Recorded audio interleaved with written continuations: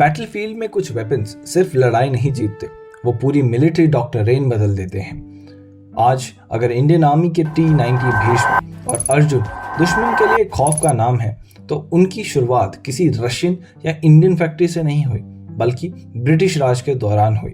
Burma के घने जंगल, north Africa के रीजन्स और कश्मीर की बर्फीली वादियां, इन बैटलफील्ड्स पर चलने वाले टैंक्स ने सिर्फ लड़ाई नहीं लड़ी, बल्कि इंडियन आर्मर्ड कोर की फाउंडेशन रखी। आप सभी का शस्त्र सागा के सेकेंड एपिसोड में स्वागत है। ब्रिटिश राज से भारत की आजादी तक, the beginning of India's tanks, part 1। आज की इस वीडियो में हम बात करने वाले हैं induction and evolution of Indian tanks. इस वीडियो को हमने दो मेजर हिस्सों में डिवाइड किया है। पार्ट 1 में हम बात करेंगे कि इंडियन आर्मी में टैंक्स इंडक्ट कैसे हुए, कौन कौन से टैंक इंडिया ने बिफोर इंडिपेंडेंस यूज किए। एंड पार्ट 2 में हम बात करेंगे आफ्टर इंडिपेंडेंस इंडियन आर्मी ने किस तरीके से अपनी आर्मर्ड कोर इवॉल्व करी और आज के टाइम पे इंडिया कौन कौन से टैंक्स को यूज कर रही है।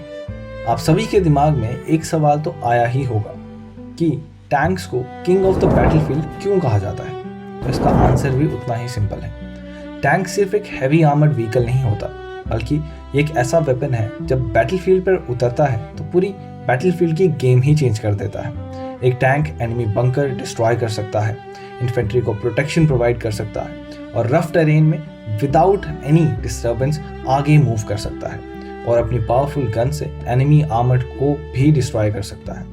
इसी कॉम्बिनेशन की वजह से fire power, protection and mobility इसे किंग ऑफ द बैटलफील्ड कहा जाता है। हमें वक्त की सुई को थोड़ा घुमाना पड़ेगा और जाना पड़ेगा वर्ल्ड वॉर 1 के दौरान। 1914 में जब फर्स्ट वर्ल्ड वॉर शुरू हुई तो यूरोप के बैटलफील्ड्स ट्रेंचेस, बार्बेड वायर्स और मशीन गन से भर चुके थे। लाखों सोल्जर्स नो मैन लैंड में ही मारे जा रहे थे। तब ब्रिटिशर्स ने एक रेवोल्यूशनरी सॉल्यूशन निकाला।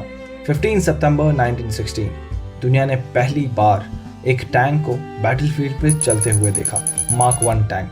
इसकी स्पीड लगभग 6 किलोमीटर के आसपास थी, जो बहुत ज़्यादा कम थी।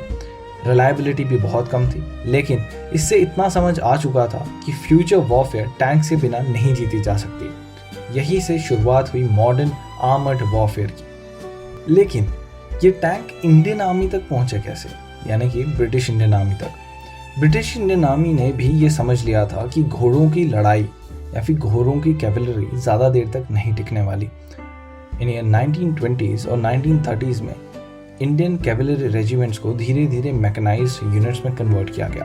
इंडियन सोल्जर्स को आर्मर्ड व्हीकल्स की ट्रेनिंग दी गई कि उन्हें कैसे ऑपरेट किया जाता है। फिर 1941 में ऑफिशियली इंडियन आर्मर्ड कोर की फाउंडेशन रखी गई। सेकेंड वर्ल्ड वॉर के दौरान इंडियन आर्मर्ड रेजिमेंट ने बर्मा, नॉर्थ अफ्रीका और मिडिल ईस्ट जैसे टफ टेरेन्स के अंदर अपने वेपन्स का यूज करते हुए दुश्मन को धूल चटाई। Light tank MK6 India's first mechanised tank. 1913 के एंड में ब्रिटिश इंडियन आर्मी को मिला लाइट टैंक MK6। ये ब्रिटिश आर्मी का रिकॉग्नाइज्ड टैंक था। इसका आर्मर्ड प्लेट बहुत पतला था और इस पर मशीन गन लगी हुई थी। तो इसका मतलब ये सिंपल था कि ये टैंक दुश्मन के टैंक से लड़ने के लिए नहीं था, बल्कि आर्मी को कम्युनिकेशन और इन्फेंट्री को सपोर्ट प्रोवाइड करने के लिए था। इसका सबसे बड़ा स्ट्रेंथ था इसकी स्पीड, जो लगभग 58 किलोमीटर पर आवर की थी, जो इसे पूरे बैटलफील्ड का राजा बनाती थी। ये टैंक बैटलफील्ड से ज़्यादा इंडियन आर्मर्ड कोर की फाउंडेशन बन गया। लेकिन फिर शुरुआत हुई वर्ल्ड वॉर 2 की और बैटलफील्ड पूरी तरीके से बदल चुकी थी। अब एनिमी के पास एंटी टैंक गन्स थी, आर्टिलरी ज़्यादा पावरफुल हो चुकी थी और स्पीड अब मायने नहीं रखती थी, बल्कि स्ट्रेंथ रखती थी। इंडियन आर्मर्ड यूनिट्स को चाहिए थे कुछ ऐसे वेपन्स जो बैटलफील्ड में रिलायबल भी हों और पावरफुल भी। और यहीं से शुरुआत होती है अमेरिकन लेजेंडरी लाइट टैंक्स की। M3 Stuart, the first warrior. 1942 के आसपास ब्रिटिश इंडियन आर्मी को अमेरिका से मिले M3 स्टुअर्ट लाइट टैंक्स। इसमें 37 mm की मिनी गन थी, मल्टीपल मशीन गन्स और पावरफुल इंजन, जो इसे लगभग 60 किलोमीटर प्रति घंटे की रफ्तार देता था। लेकिन M3 स्टुअर्ट की सबसे बड़ी स्ट्रेंथ थी उसकी रिलायबिलिटी। बर्मा के डेंस फॉरेस्ट, मडी टेरेन्स और ट्रॉपिकल क्लाइमेट्स में भी ये बंद नहीं पड़ा। और बहुत इफेक्टिवली इसका ब्रिटिश इंडियन आर्मी ने यूज़ किया। इसी वजह से इंडियन आर्मड यूनिट्स ने जापानीज फोर्सेस के खिलाफ इसका एक्सटेंसिवली यूज़ किया। फास्ट मोबिलिटी और डिपेंडेबल परफॉर्मेंस की वजह से M3 स्टुअर्ट इंडियन आर्मी का एक ट्रस्टेड टैंक बन गया। उसके बाद मॉडिफिकेशन की गई और M3 स्टुअर्ट जो better, smooth and more reliable था वो ब्रिटिश इंडियन आर्मी में इंडक्ट हुआ। ये M3 का अपग्रेडेड वर्जन था। इसमें नया इंजन, बेटर ट्रांसमिशन और इम्प्रूव्ड रिलायबिलिटी दी गई थी। फायर पावर लगभग सेम ही थी, लेकिन मेंटेनेंस और ऑपरेशनल एफिशिएंसी कम कर दी गई थी। इंडिपेंडेंस के बाद भी कई सालों तक M3 स्टुअर्ट इंडियन आर्मी का एक सर्विस टैंक बना रहा और इंडियन आर्मी ने इसे बखूबी यूज़ किया। अब इंडियन आर्मी के पास फाइट लाइट टैंक्स आ चुके थे, लेकिन बैटलफील्ड पर डोमिनेंस क्रिएट करने के लिए स्पीड काफ़ी नहीं थी। उसके लिए चाहिए थी पावर, प्रोटेक्शन और रिलायबिलिटी का परफेक्ट कॉम्बिनेशन। और अब एंट्री होती है दुनिया के सबसे एडवांस टैंक्स, जिन्हें हिस्टोरियंस भी वर्ल्ड वॉर सेकेंड का सबसे लेजेंडरी टैंक मानते हैं, the legendary M3 Sherman. M3 Sherman backbone बना इंडियन आर्म फोर्सेस का। M3 शेरमैन सिर्फ अमेरिका का ही नहीं बल्कि पूरे वर्ल्ड वॉर सेकेंड के दौरान सबसे सक्सेसफुल मीडियम टैंक माना गया। ब्रिटिश इंडियन आर्मी को भी ये टैंक वर्ल्ड वॉर सेकेंड के दौरान मिले और जल्दी ही ये टैंक्स इंडियन आर्मड यूनिट्स की बैकबोन बन गया। इसमें 75 mm की powerful mini gun, thick armoured और रिलायबल इंजन दिया गया, जिसके वजह से ये इन्फेंट्री सपोर्ट और एनिमी टैंक्स दोनों को काफ़ी इफेक्टिवली नुकसान पहुंचा सकता था। वर्ल्ड वॉर सेकेंड के दौरान बी शेरमैन इंडियन आर्मी का मेन बैटल टैंक बना और फिर आई 1947-48 की कश्मीर वॉर। पाकिस्तान ने जम्मू कश्मीर के एरियाज पे कबालियों की मदद से हमला किया।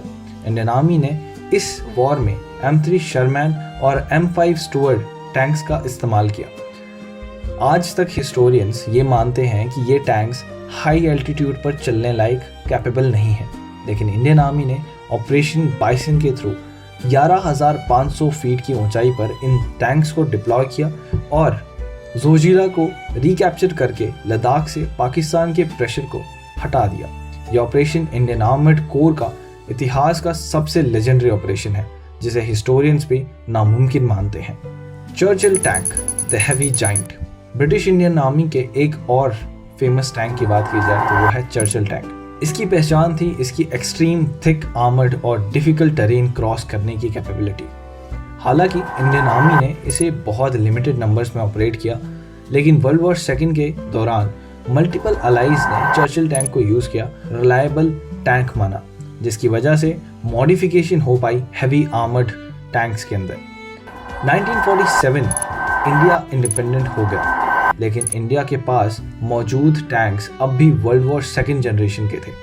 दुनिया में नए टैंक्स आ रहे थे, बेटर गन्स, स्ट्रॉन्ग आर्मर्ड और एडवांस टेक्नोलॉजी के साथ। इंडिया को भी समझ आ गया था कि फ्यूचर वॉर पुराने टैंक से नहीं जीती जा सकती।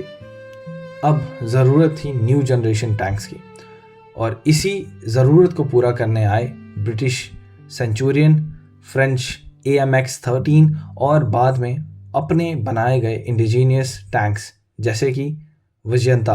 ब्रिटिश राज के दौरान शुरू हुआ सफ़र अब इंडिपेंडेंट इंडिया के हाथ में आ चुका था। अब बैटलफील्ड और भी डेंजरस होने वाली थी और इंडियन आर्मर्ड कोर को मिलने वाले थे इतिहास के कुछ ऐसे टैंक्स। तो मिलते हैं पार्ट सेकंड में इस वीडियो के, जिसमें हम जानेंगे how the evolution occurred after the independence of India in the tanks. Like, share to video and don't forget to subscribe to the Defense Ledger for more informative videos. Till then, Jai Hind.